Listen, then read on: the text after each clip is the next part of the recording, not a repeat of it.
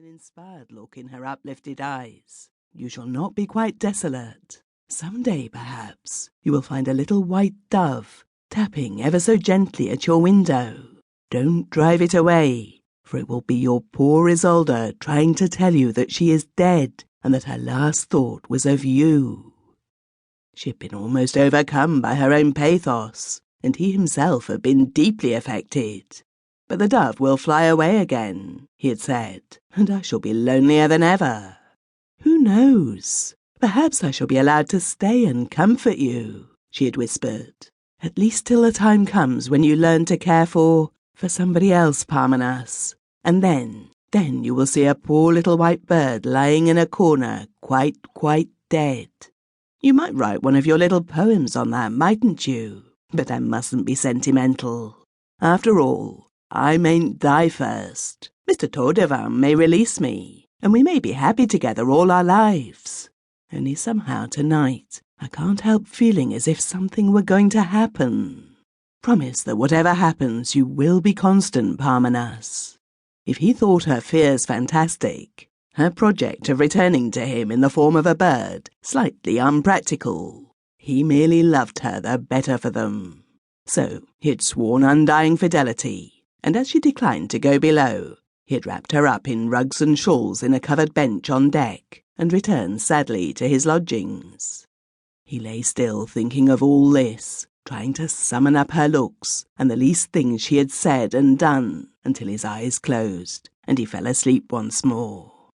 When he awoke again, he became aware that something was in his room. He could not see it, but he heard a curious fluttering noise, which seemed to proceed from the floor. Raising himself on his elbow, he looked, and was startled for a moment to see a large greyish bird perched on the edge of the bath, and gazing at him with fearless brown eyes. It was a remarkably fine specimen of the common gull, Larus canos. He had slept according to his custom with the window open, and the bird had evidently lost its bearings in the fog and flown in. He went towards it, but it did not budge.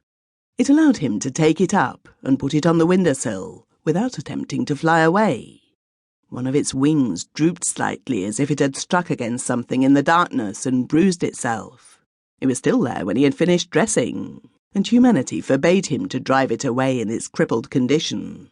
So he consulted his landlady, who undertook to borrow a wicker cage from a neighbour who had recently lost a pet jackdaw. The cage was broad, and the gull was easily persuaded to enter it, upon which Filmer sat down to breakfast and soon forgot the incident. After a merely perfunctory meal, he wandered along the esplanade, feeling his melancholy by the sight of the shelter in which he had so often sat with Isolde. She had been reading a library novel that first morning, he remembered. It was Ardath by Miss Marie Corelli, of whose genius she was an ardent admirer. Now a fat woman sat there, knitting a woolen stocking. But as the morning passed, Filmer, even in his abstracted state, was conscious of an unusual stir and excitement in the passing crowd. Presently he caught scraps of talk that filled him with vague uneasiness, until he could not refrain from asking if anything had happened. Something had indeed happened. News had just come that the chamois had run upon the Casket rocks in the fog and gone to the bottom. It was rumoured with all on board. What Filmer felt at this crushing blow need not be set down here. His reason tottered under it, and might have left him altogether, had not more reassuring tidings arrived later in the day. The passengers were safe after all. At least all of the ship's boats but one had reached land, and as the sea was perfectly calm, no fears were entertained for the remaining boat, which was known to have been successfully launched, and had probably steered for the French coast. To Filmer, the relief was considerable, even though he could not help remembering Isolde's presentiment the night before. But presentiments are not infallible, and the chances were immensely in favour of her having been in one of the boats that had turned up. However, the list of names was published, and Isolde Leverson's was not among them, and nothing more had been heard of the missing boat. Even then he clung to hope, for the general opinion was that it had been picked up by some outward-bound vessel, and yet there was one thing which, whenever his eye fell upon it,